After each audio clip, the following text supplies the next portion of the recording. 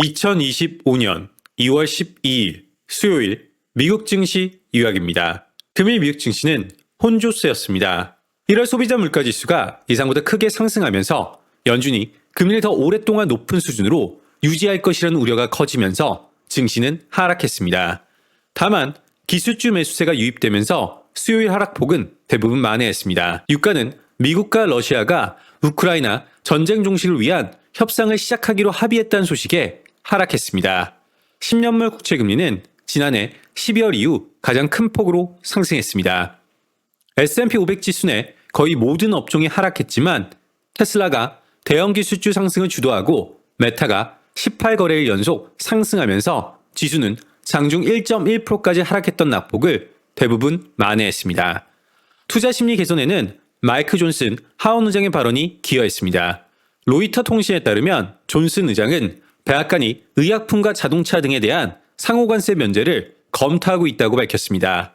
이에 GM, 포드, 일라릴리 주가가 상승 마감했습니다. 1월 소비자 물가지수는 2023년 8월 이후 가장 큰 폭으로 상승했으며 근원 CPI는 0.4% 상승했습니다. 예상보다 높은 CPI 발표로 2025년 금리 인하 기대 시점은 더욱 뒤로 밀렸습니다. 현재 투자자들은 12월에 단 한 차례의 금리 인하를 예상하고 있습니다.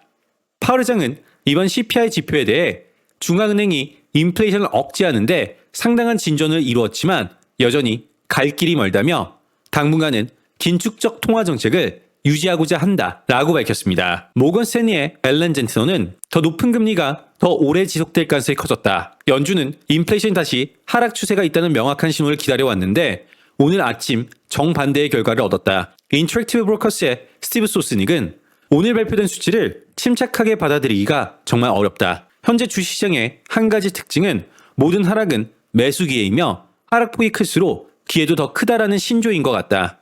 프린시플 애셋 매니지먼트의 시마샤는 오늘 같은 추세가 향후 몇 달간 지속된다면 인플레이션 상승 리스크가 너무 커져 연준이 올해 금리를 인하할 수 없게 될 수도 있다. 블루칩 데일리 트렌드 리포트의 레리 텐탈렐리는 연준이 당장 정책 방향을 바꿀 것이라고 예상하진 않지만 이 같은 높은 인플레이션 지표가 두세 달 연속 이어진다면 연준이 금리를 올려야 한다는 압박을 받을 수 있다. 밀러 타박의 매트 말리는 오늘 CPI 발표는 연준이 금리를 인하하기까지 시장이 생각했던 것보다 훨씬 더 오래 기다려야 할 수 있다는 우려를 키운다. 블룸버그 이코노믹스의 애나 웡은 이번 발표로 상반기 금리 인하 가능성은 줄었으나 이번 높은 지표는 주로 1월 효과라는 계절성이 반영된 결과다 라고 전하였습니다. 로빈후드 실적 발표 예상 상회, 엠로빈 실적 발표 예상 상회, 레딧 실적 발표 일간 활성 사용자 수 하회 소식이 있었습니다. 2025년 2월 13일 목요일 주요 일정 살펴보겠습니다. 경제지표는 22시 30분 미국 신규 실업수당 청구 건수, 22시 30분 미국 PPI 연간 수정,